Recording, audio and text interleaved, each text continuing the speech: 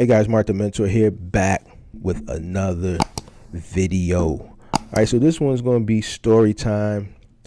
Story time with Mark the Mentor. Being in business 13 years has awarded me or afforded me plenty of stories to tell. And I said on one of these live streams a while back that I was going to start doing story time. I haven't gotten around to it, but one of my homies said, hey man, you need to start telling stories. You got plenty of stories. You need to start telling your stories on your channel. So we're going to start today. All right. So this is the first story I'm going to tell. This is how I got my cherry pop, my first lawsuit. Right. And it didn't come from like a customer. Me being in a moving business and the final mile delivery business, obviously both businesses are very liability driven, and I thought I would have expected a lawsuit, the first few years, but I didn't. When did this lawsuit happen? This lawsuit started in 2017. It kind of was resolved in 2019, 2020. So it took me about seven years before I got my first one. And so it wasn't from a customer. Obviously, every threat that I've gotten from a customer, like when things were damaged, a wall was scratched or nicked or a floor was scratched, I was able to resolve all those. But this lawsuit actually came from not a customer, not even an employee. This came from someone that I was just basically trying to help. I was doing a good deed. So basically, one of my employees, a good employee, came to me one day and said, hey, my brother just got out of jail not too long ago. He's down on his luck. He's having a hard time finding employment. Now, most of my employees are felons. They've been in the system. I have no problem hiring felons. So when he told me about his brother, and this is a good guy, had been working for me for years, is one of my best movers. This guy, the beast with it. So a beast with it. So I said, all right, tell him to come see me. A few days later, he comes.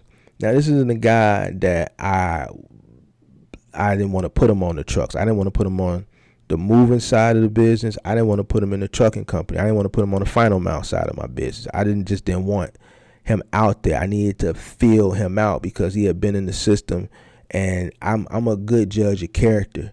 You know what I'm saying? And I just didn't feel comfortable with sending him out there. I don't know if I thought he was still too institutionalized. I just don't remember why I didn't want to send him out there at the time, but I didn't. So I got this warehouse. I got all this land that the warehouse sits on. So I'm like, you know what? I could just have him just clean up and, cut the grass, clean up around the facility, sweep out the warehouse, clean the warehouse, the pit bulls, clean out the pit bull cage, clean the bathrooms, all the pallets that we got, stack the pallets, just things that needed to be done. And, there would be people in the neighborhood that would come, and ask to do certain things, but I would let them stay on the outside. I really didn't want nobody that wasn't an employee coming in that warehouse, because obviously it's a lot of freight in the warehouse, and my warehouse is in the hood. I'm not in an industrial area. I got a warehouse that was an industrial area, probably like back in the 50s, but then it became residential, and this one industrial plot of land, which is 7 acres with the warehouse on it, just it's like the only warehouse still in that residential area. And by it being in a residential area, in a tough area, I just didn't want people in the neighborhood coming in. They knew it was a trucking company, but they didn't know what was inside the place. So I said, all right, since you so and so's brother, I'm trying not to say names in this video, I'm gonna let you work inside. And I had him doing the cleaning and stacking pallets and all that stuff. Right, boom. So everything's going fine, and then it gets to a day where I'm short staffed for whatever reason. Somebody called off. I can't remember. This was 2017. So I had this deal with pods. For those of you who know, pods is those 16-foot containers that people use for moving when they're moving from state to state. It's like a cheaper alternative versus hiring a moving company to move you state to state or renting a U-Haul. You just load your stuff in a pod. Well, they drop the pod off, you load your stuff, they come back and pick it up, and then they put it on the flatbed, but they're transporting multiple pods going in that same direction. That's how you cut the cost down, right? So I had this deal with pods. So by me having so much land, pods would drop pods on my facility. The reason why they did that is because the city of Chicago doesn't allow pods to drop the pods on the street. If you have a driveway, they can drop the pod on your private driveway, but they can't drop it on the street, right? So people who would move from out of town to Chicago in the inner city, they wouldn't have nowhere to put the pod if they live like in a high-rise apartment building downtown Chicago. So pods would send all that work to me. They would just bring the pod, drop it on my lot. Either we would unload it into our warehouse or unload it directly into one of my trucks, and then they would go and deliver it. So this is a day where pods dropped the pod. My driver came in, the helper called off, and he backed the truck up to the pod and was unloading the pod. And I had to send this guy to help him. I said, look, I need you to go help him drop this load off and to a customer. All right. He said, okay. So they're unloading the pod into the truck. I'm in the office, and I see the truck roll off.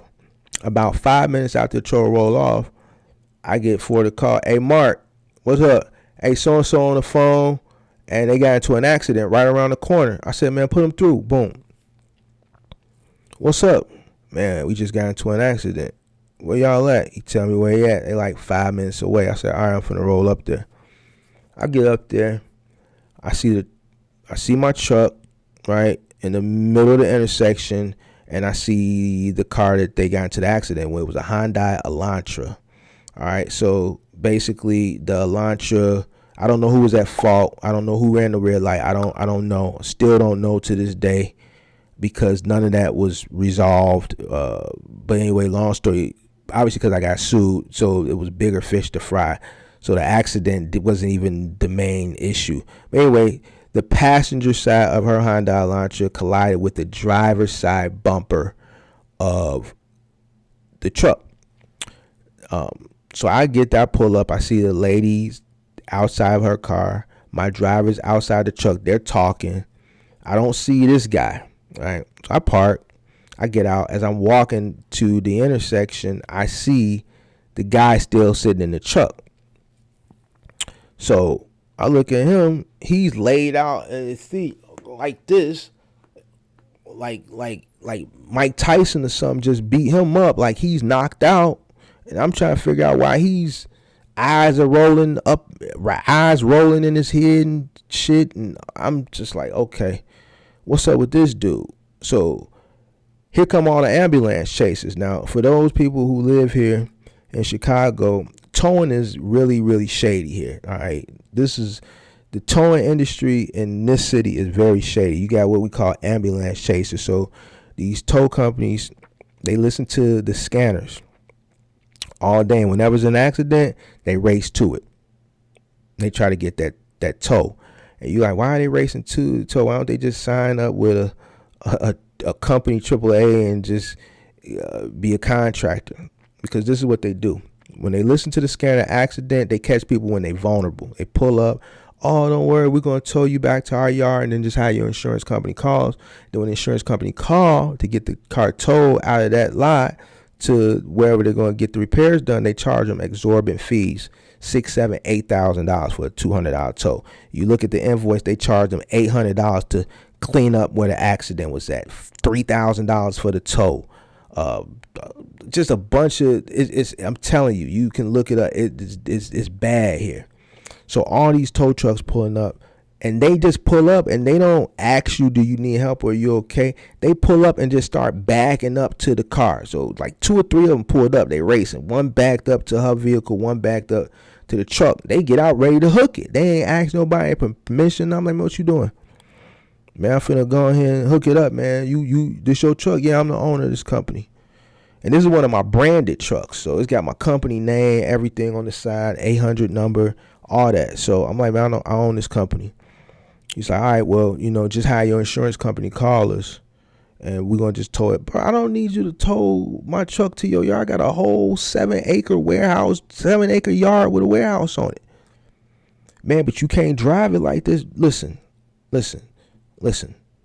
Move your truck, drive your truck from in front. Don't hook nothing on my truck, all right, on your truck, all right. My yard's right around the corner. We're gonna drive this truck on the rim.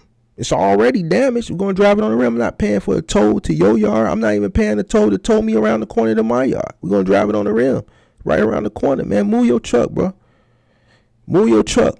I mean, these tow companies here are really, really serious with that. They'll bully you into towing and then hold your shit hostage for the insurance company. And then most time the insurance companies won't pay it because the bill would just be too absorbent and they know it's a scam. So after I get the tow people out the way, now I have to attend to why this dude is laid out with his eyes rolling in the back of his head on the passenger side for a minor fender bender. This dude calling him, he need an ambulance. So we call an ambulance. The ambulance come. They pull him out. They put him in the back. Next thing I know, I see the ambulance take off with him. All right, I guess he'll call us later and let us know what's going on. Boom. So we get the truck back to the yard. I have my driver drive the truck back to the yard on the rim because the tire was busted and the bumper in the corner was banged up. We exchange information. Police come. They do the police exchange for the insurance, whatever. We get the truck back to the yard, whatever. Me and my driver, we go to the police station to get the police report because the insurance going to need that. And we calling this guy while we at the police station. He not answering. So I figure, all right, when he get out, he'll call me. Didn't hear from him for the rest of that day. Didn't hear from him the next day.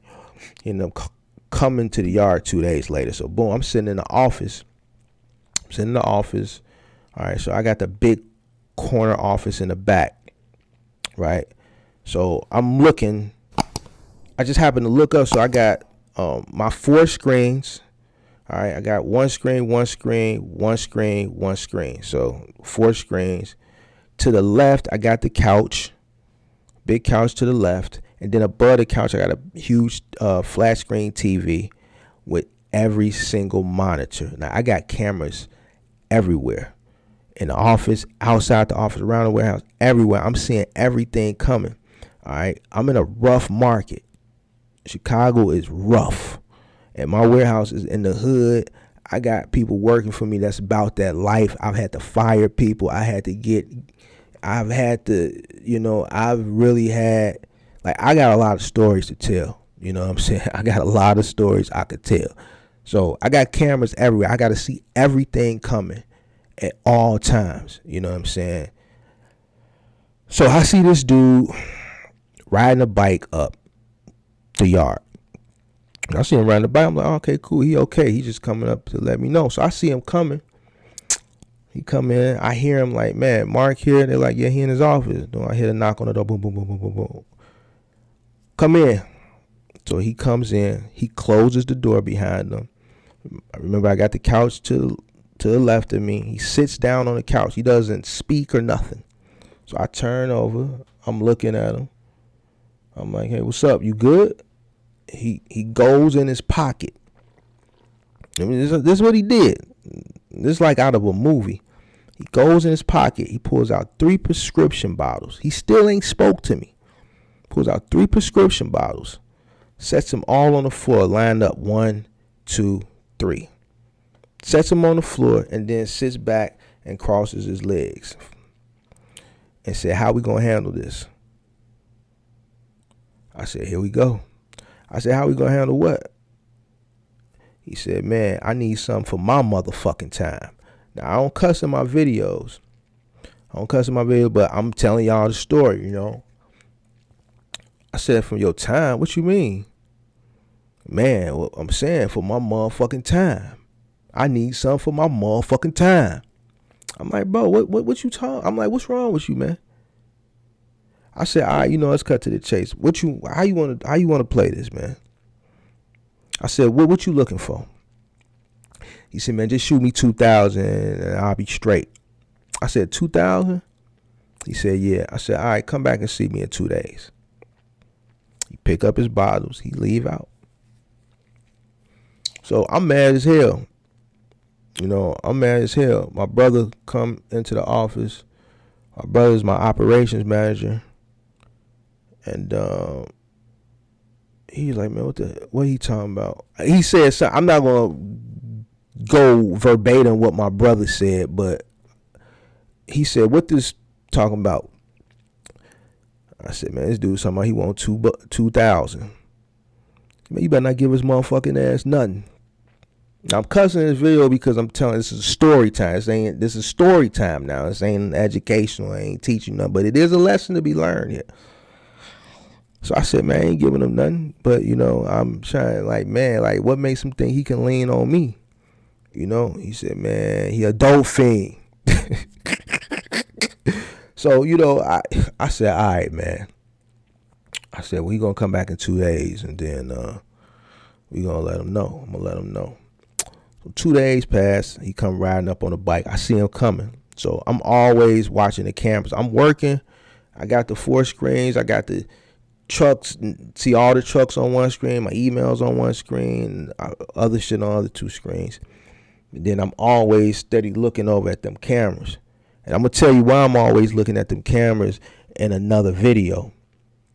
So I see him coming. All right, boom. So I said, here you go. He come in. Mark here. Yeah, he in his office. The door open this time. He walked right in. He sit down. He just sits. He doesn't ask to sit down. He just sits down. I guess he think this shit sweet or some shit. So he sits down. He said, man, so what you going to do? I said, man, I ain't paying. I ain't giving you no money, man. Ain't shit wrong with you. So that's how you want to play it? You sure it's what you want to do? I said, but ain't nothing wrong with you. I ain't giving you no money. Like, ain't shit wrong with you. The old lady straight. So-and-so straight. You know what I'm saying? You on the passenger side. The impact didn't even happen on your side, and it's a fender bender. And you want me to give you 2,000? For what? I said, man, I'm straight. Matter of fact, don't even come back, man. I'm doing so-and-so a favor to help you out. You got out. Nobody gave you an opportunity. He told me, man, you got something so my brother can make some money. And I had you doing stuff around here. I'm doing you a favor. This is what I get for helping somebody out. You trying to lean on me like it's sweet, like I'm sweet like that. So he walk out. No, before he walked out, he's like, all right. So anybody know what that mean? That mean, you know what that mean. So I'm thinking he on that type of time, but he really wasn't on that type of time. He was on a lawsuit type of time. So about a month, maybe 2 months later, I get the first notice from the first law firm. Now, he went through 5 law firms. It took 5 law firms. That 5th law firm finally stuck with it. The first 4 law firms, I was able to get them to drop it. So I get that first notice for that first law firm. By this time, I already did my research on the dude. I knew his ins and outs. I knew everything about him. So when they hit me with the letter, because they're going to always send you a notice, they don't want to go through the full proceeding. They just want to see if we can get you to settle, and just cut us a check. That way we ain't got to go through the deposition. So he sent me the letter, call him. They running the stuff down when I called him. I said, well, man, this dude came into my office and tried to blackmail me on camera. So, I mean, if y'all want to go through this, I have the footage, and I'll just get that to my lawyer. So when we get to the deposition and everything, you guys will see it. If you guys want to waste your time on this guy, feel free to be my guest.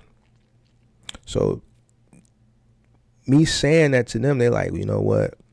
He could be telling the truth. He could be lying, but it's not worth us wasting our time. And if this dude really did that, then it's just going to be a waste of time. So they dropped it.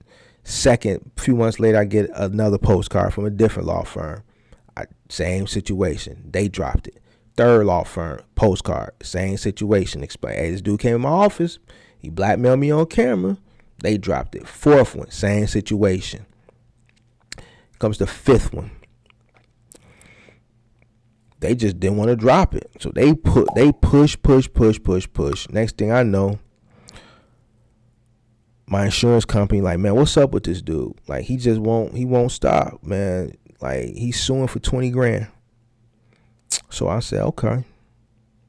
So they like, well, what you want to do? What you want to do, Mark? You want to, should we just pay him?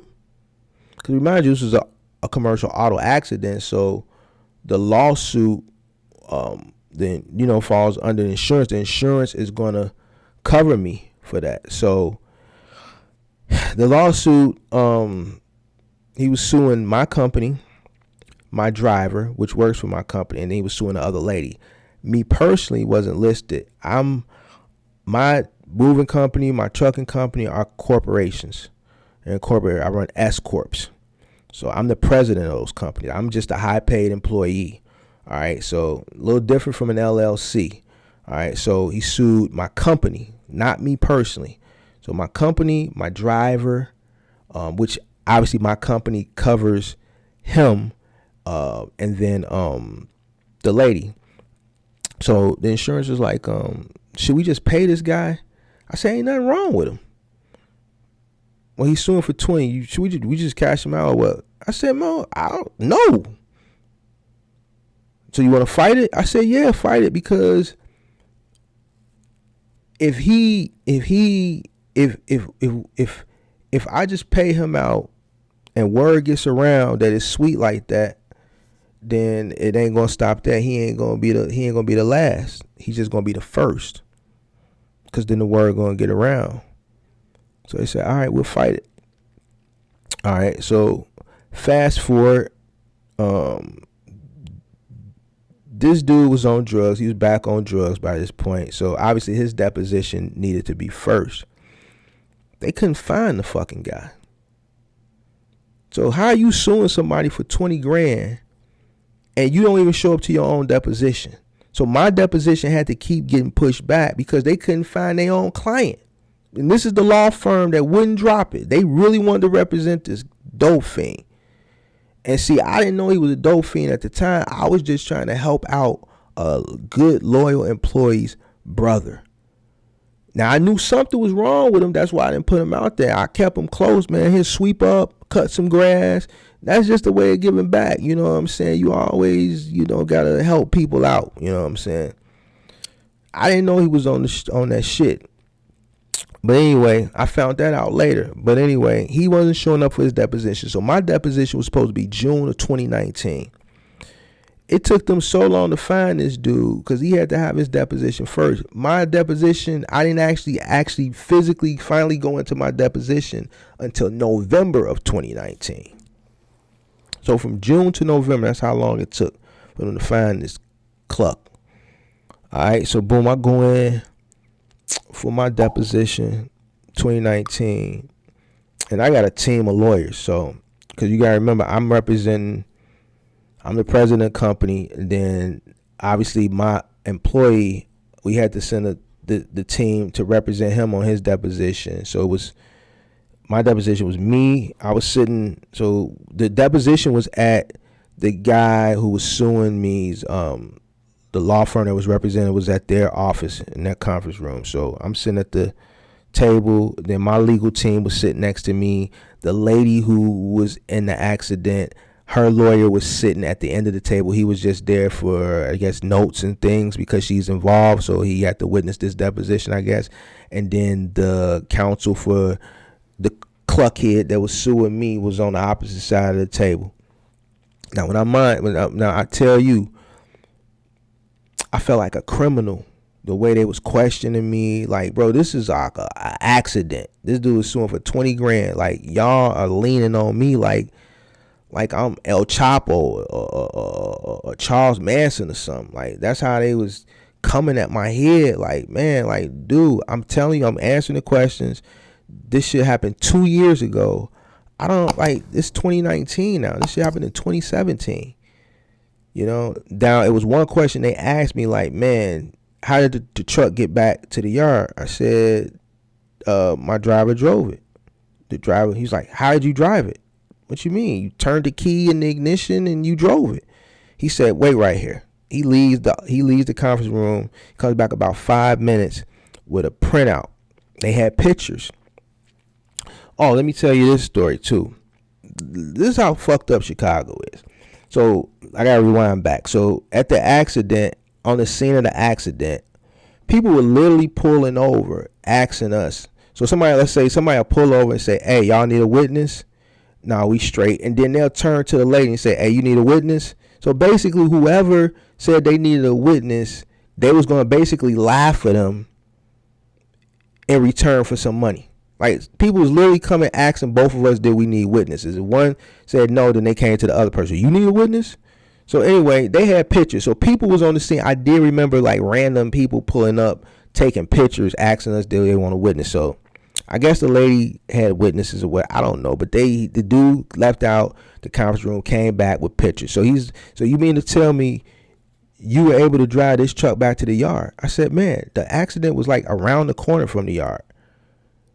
Okay, the rim, we rode on the rim. Why would I pay for a tow to go around the corner? Rode it on the rim. It had to get fixed anyway. The rim was no good anyway. Rode it on the rim. I don't, man, look, bro, I ain't got no reason to lie. Like, bro, rode it on the rim. Like, I'm not finna pay $200-300 to get something towed around the corner. And this goes back to like what I was telling y'all a couple months ago about my margins, how I was able to get my margin, like incidentals like this. Like, I'm not like, man, we driving that truck on the rim around the corner. Now it'd be different if it was a farther away, miles away, a few miles away, then yes. But around the corner, nah, man, drive that thing on the rim, bro. It's messed up anyway. It's got to get fixed. It's got to go to the shop anyway. Driving around the corner. So, man, they in there, the deposition treat me like a criminal and whatnot. Like I did something, you suing me, whatever. You trying to lean on me, dude. And your client is a cluck.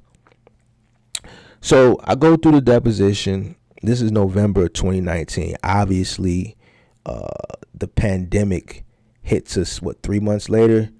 December, January, February, like 3.5 months later. And through that time of 2020, I guess while the case was processing or whatever, this dude ended up having a heart attack. He ended up having open heart surgery. He was on his deathbed. So I'm not saying I was celebrating, but you know what I'm saying, this dude is not in a good situation at the time. And eventually the law firm just had enough of his antics.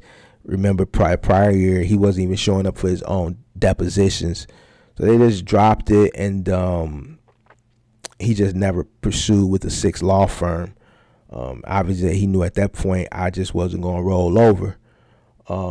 So the lesson I learned, I remember telling my lawyer that, man, you know, this is what I get for helping people. I never help nobody again.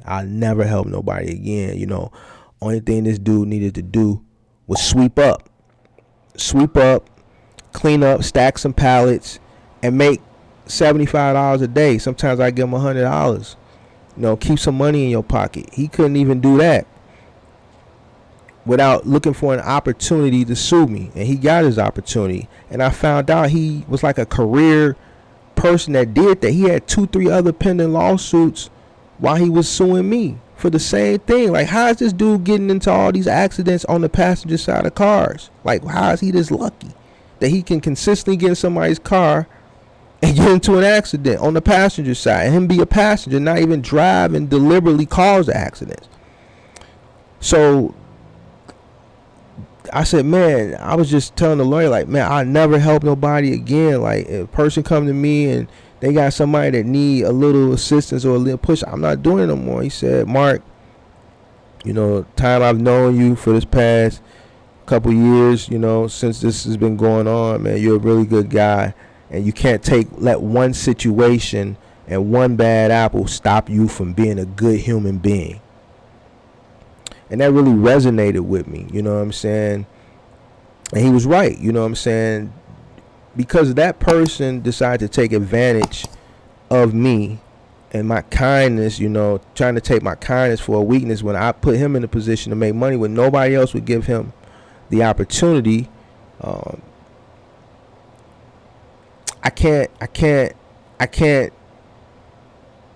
can't treat other people that may need help and turn my back to them because one person tried to take advantage of of me. So the lesson I guess I could say I learned in that situation is, it's not even really a lesson. I should say, things happen, and you have to take things that happen like that as a learning lesson.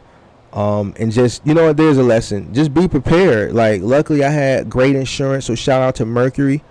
They made sure I had a great legal counsel. They made sure my driver had great legal counsel, which was the same law firm. And they really took care of us in that situation.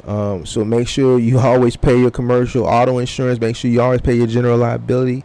Make sure you pay your cargo, because you never know when things are going to happen, man. People make careers out of just suing people and looking for opportunities. And, me being a minority and hiring all minorities and giving people opportunities that, the world kind of turns their back to, you'll think your own people would do right by you, but you know what? That's not the case all the time. So I continue to employ people who need second chances. I didn't let that situation stop me from being a good person. And